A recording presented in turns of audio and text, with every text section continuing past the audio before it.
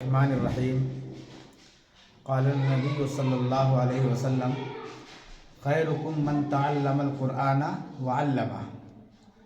اس کا مفہوم یہ ہے کہ تم میں بہتر وہ ہے جو قرآن خود سیکھے، خود سے مراد اپنے آپ میں مطلب سیکھے، وعلمہ اور اس کو دوسروں کو سکھلائے بھی۔ تو سیکھنے میں بھی فضیلت ہے اور سکھانے میں بھی فضیلت ہے۔ حدیث پاک کا جو مفہوم ہے اس میں سب سے پہلے سیکھنا ہے، بعد میں سکھانا ہے۔ تو پہلے ہمیں تو چاہیے کہ سیکھیں قرآن کو اچھے سے، اور سیکھنے کا تعلق لفظ سے بھی ہے اور معنی سے بھی ہے۔ لفظ کو صحیح سیکھنا ہے تجوید کے حساب سے، اس لیے کہ اگر ہم تجوید کے حساب سے قرآن نہیں سیکھیں گے تو مفہوم کچھ کا کچھ ہو جاتا ہے۔ مثال کے طور پر ہم انا اعطیناک الکوثر، اعطینا کھڑا پڑھتے ہیں، کھڑا زبر کے ساتھ لکھا ہوا بھی ہے، کھینچ کے پڑھتے ہیں۔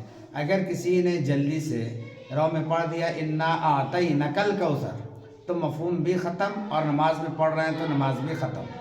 اعطینا جب نون کو کھڑا کھینچ کے ہم جب پڑھیں گے تو اس کا مطلب ہوا کہ ہم نے دیا، اور جب الف کو ہم کھینچ کے نہیں پڑھیں گے، اعطینا نون کو مختصر پڑھیں گے تو مطلب یہ ہوا کہ ان عورتوں نے آپ کو کوثر عطا کیا۔ جو کام اللہ کا تھا وہ عورتوں کی طرف منسوب ہو جائے گا۔ اسی لیے اسی مقصد کے پیش نظر جو ہے نا تجوید کا خیال کرنا چاہیے، کون حرف کہاں سے نکلتا ہے اور کس صفت کے ساتھ نکلتا ہے، تو الفاظ درست ہوں گے۔ اور ساتھ میں یہاں ترجمہ بھی بتایا جاتا ہے تاکہ قرآن کے سبق کو ہم اچھی طرح پڑھ سکیں۔ کیا ہے، مختصر سی بات کبھی کبھی نوٹ کے طور پر بتائی جاتی ہے، تفسیر نہیں بتائی جاتی۔ ہم کو لفظ کے قریب ہونا ہے، قرآن سے قریب ہونا ہے۔ جن کو خواہش ہو وہ اپنا مطالعہ کر لیں گے۔ بس ہم لوگوں سے یہی گزارش کرتے ہیں کہ قرآن میں سب سے پہلے سیکھنے کی، حدیث میں سب سے پہلے قرآن سیکھنے کی بات آئی تو اس سیکھنے کی طرف راغب ہوں اور قرآن سے جڑیں۔ وآخر دعوانا ان الحمد للہ رب العالمین۔